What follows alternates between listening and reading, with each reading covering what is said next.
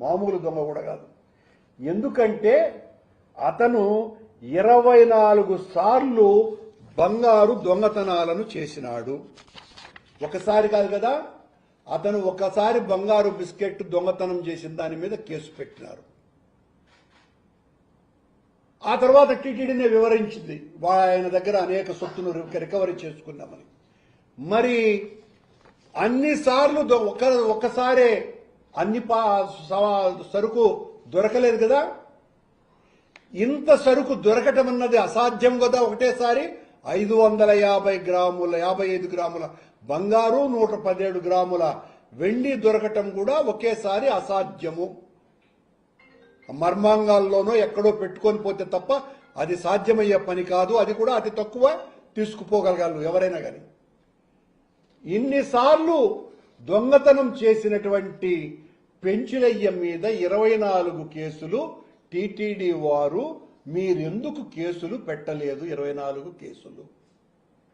రవికుమార్ అనే వ్యక్తి $75,000 విలువ చేసే 8 $100 నోట్లు దొరికితే దాని మీద జరిగినటువంటి రాద్ధాంతం, మా మీద చేసినటువంటి ఆరోపణలు, మమ్మల్ని అందరినీ జైలుకు పంపించాలా అనేటువంటి భీకర ఘోషణ, అరుపులు, ఫిర్యాదులు, దానికి సంబంధించి సిఐడి ఏసీబీ విచారణలు ఇన్ని జరిగినాయే.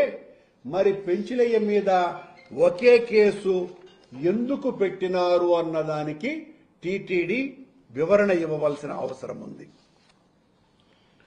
వైసీపీ హయాంలో అదిగో పులి ఇదిగో తోక అని గోల చేసే టీడీపీ ని మోసేటువంటి మోతగాళ్లు ఇప్పుడు మౌనం ఎందుకు దాయిస్తున్నారు? ఇంకా మా మీదనే దాడి చేయడానికి ఎందుకు ప్రయత్నం చేస్తారు? పెంచులయ్య వెనక అనే చిన్న చేప వెనక ఉన్న తిమింగళాలు ఏవి? 24 సార్లు దొంగతనం చేశాడు. ఆయన బినామీలు ఎవరు అన్నదాని జోలికి వెళ్లలేదు. అదే రవికుమార్ బినామీలు ఎవరు ఏంటి అన్నదాని మీద 1.5 సంవత్సరాలు సుదీర్ఘమైనటువంటి చర్చ, విచారణ జరుగుతూనే ఉన్నది. టీటీడీ విజిలెన్స్ ఎంక్వైరీ జరిగింది. ఆ తర్వాత కోర్టు ద్వారా సిఐడి ఏసీబీ విచారణ జరిగింది. మళ్లీ ఈ రోజున ఆ అధికారుల మీద టీటీడీకి పంపించినటువంటి తొత్తు అధికారి చేత కంప్లైంట్ వేరుగా ఇప్పించి వాళ్లను అధికారులను, పోలీసు అధికారులను జైళ్లకు పంపించే కార్యక్రమపు ఎత్తుగడలు కూడా చేస్తున్నారన్నటువంటి విషయం కూడా మా దృష్టిలో ఉంది. భక్తులు శ్రీవారికి నిలువు దోపిడీ ఇస్తారు. శ్రీవారినే నిలువు దోపిడీ చేసే కొలువు దోపిడీ ఇక్కడ నడుస్తున్నది.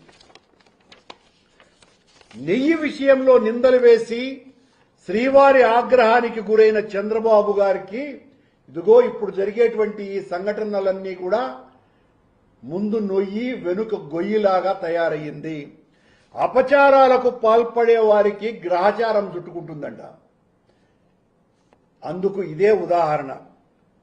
భగవద్గీతనే అవమానించి ఆఖరి గీతను కూడా దాటేశారు. రాజగోపాల్ నాయుడు హయాంలో రాజపాపాలు జరుగుతున్నాయి. శ్రీవారి కానుకలకు భద్రత కలిగించలేని టీటీడీ పాలక మండలి అధ్యక్షుడు ఈ సందర్భంగా బిఆర్ కాముడు ప్రాయశ్చిత్తంగా తన ఆస్తుల్ని టీటీడీకి రాయించాలి. రవికుమార్ ఏ రకంగా అయితే తన ఆస్తులన్నీ కూడా తను $75,000 మాత్రమే దొంగతనం చేసి దొరికినాడు. కానీ దొరికిన ఆ దానికి ప్రాయశ్చిత్తంగా ఆయన పిల్లలు, భార్య అధికారిక లెక్కల ప్రకారం 15 కోట్లు, అసలు విలువ 100 కోట్ల విలువైనటువంటి ఆస్తులు టీటీడీకి రాయించినారు. దాని మీద ఎంత రాద్ధాంతం చేసినారు, ఎలా రాయించినారు, దీని వెనుక ఉన్నదెవరు, ఆ కుట్ర బయటికి రావాలి. జగన్మోహన్ రెడ్డి తిన్నాడు, కరుణాకర్ రెడ్డి తిన్నాడు, సుబ్బారెడ్డి తిన్నాడు, ధర్మారెడ్డి గారు తిన్నారు అని అనేక రకాలైనటువంటి ఆరోపణలు చేసినటువంటి మీరు ఈ రోజున ఆ ధనం ఎందుకు వాపస్ తీసుకోలా? అది తప్పైనప్పుడు రవికుమార్ ఇచ్చినటువంటి ఆస్తులని ఎందుకు వాపస్ ఇవ్వలేదు?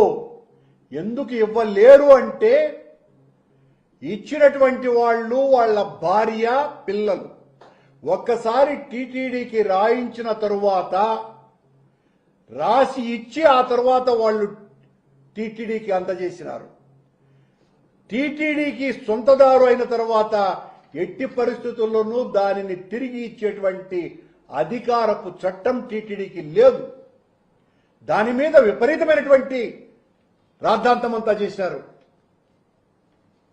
ఈ కాపలా కుక్కలు ఏమైనా ఇప్పుడు జయ విజయుల దగ్గర వాళ్ళిద్దరే కాకుండా కాపలా కుక్కలాగా కాస్తున్నాను అన్నటువంటి వ్యక్తులు ఇప్పుడు ఈ పరకామణిలో దోపిడీ చేసి భాగస్వాములుగా ఉండి తాము దోచుకున్నటువంటి బంగారుకు, నగదుకు దేవుడు తీసుకెళ్తాడేమోనని కాపలా కాస్తున్నారా కుక్క అని అడుగుతున్నా నేను. మీ దొంగతనం చేసినటువంటి ఆ సొమ్మును కాపలా కాస్తున్నారా దేవుడు తీసుకోకుండా? భక్తికి రక్తికి తేడా తెలియని వ్యక్తుల వల్లే పరకామణిలో భారీ మొత్తంలో స్వామివారి ఆభరణాలకు చోరీ అయ్యాయి. కానుకల్ని చోరీ చేయటం ఎంత పాపమో ఆ పనికి ఉసికొల్పిన ఈ టీటీడీ పాలక మండలి అసమర్థ పాలన సాగిస్తున్న బిఆర్ నాయుడు అధ్యక్షతన ఉన్నటువంటి వాళ్ళందరూ కూడా బాధ్యులే. కూటమి నియమించిన పాలక మండలి శ్రీవారి ఆభరణాలు, కానుకలకు రక్షణగా కంటికి రెప్పలా ఉండాల్సింది పోయి ఆ కనురెప్పే శ్రీవారి ఆభరణాలను కాటేస్తోంది. నిందితుడి నుంచి, పెంచులయ్య నుంచి 1 కోటి ఆభరణాలు రికవరీ చేశారంటే ఇక అసలు పట్టుబడని ఆస్తులు ఇంకెన్ని ఉన్నాయి? ఆ పెంచులయ్య కార్పొరేట్ సంస్థల దగ్గర మార్పిడి చేసినాడు, తాకట్టు పెట్టినాడు, సొమ్ము అమ్మినాడు, ఇన్ని రకాలైనటువంటి చర్యలు చేసినాడు సుమా కేవలం 6 నెలల సమయంలోనే. ఈ బరితెగింపుకు ధైర్యం ఎక్కడి నుంచి వచ్చింది? అప్పటికే రవికుమార్ అనేటువంటి పరకామణి చోరీకి సంబంధించినటువంటి సంఘటన జరిగింది అని తెలిసి కూడా ఇంత బరితెగింపుకు వచ్చారు అంటే మా మీద దాడి చేయటానికి రవికుమార్ విషయాన్ని బయటికి వదులుతూ లోపాయికారిగా ఇలాంటి దొంగలతో